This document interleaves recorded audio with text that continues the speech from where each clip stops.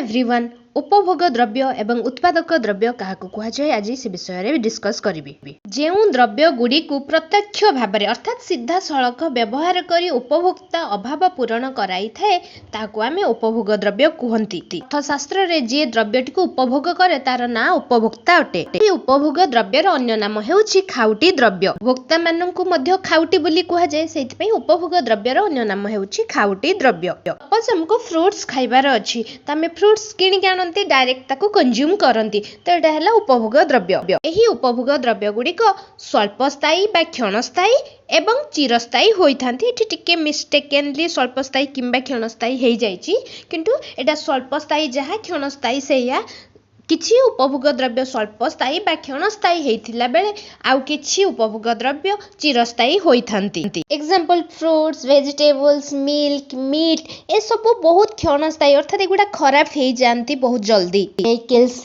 TV laptop mobile fridge electric gadgets तो ये सब चिरस्थायी अटंती गुड़िक एत जल्दी खराब हुंती नहीं। जो द्रव्य अन्य द्रव्य उत्पादन रे व्यवहार होइथाए बा सहायक होता है ताको आमे उत्पादक द्रव्य कहती। एगुड़ी सीधा सड़क मार्केट रू किणिक आनिकी आमे माने व्यवहार करती नहीं परोक्ष भाव में यह व्यक्तिर अभाव पूरण करिथाए। मार्केट रू आमे फूल किणिक आनिबा डायरेक्ट पूजार लगेबा बा डेकोरेशन ले लगेबा किंतु जेतेबेले गुटे फूल चाराटे आनुछंती फूल चाराटे आम पई उत्पादक द्रव्य अटे। से फूल चारारू फूल फुटिले आमे जहाँ भी पूजा करबा भी जहाँ भी करबा। सपोज रासायनिक सार किणिक आनुछंती ए हम पई गुटे खाउटी द्रव्य नुए को आमे सीधा सड़क व्यवहार करबा नहीं किंतु एटा को आमे गुटे गछरे दबा जा फल गछर उर्वरता बढ़िबो एवं सेही गछरे हेउतिबा फूल फल को आमे माने व्यवहार करबा।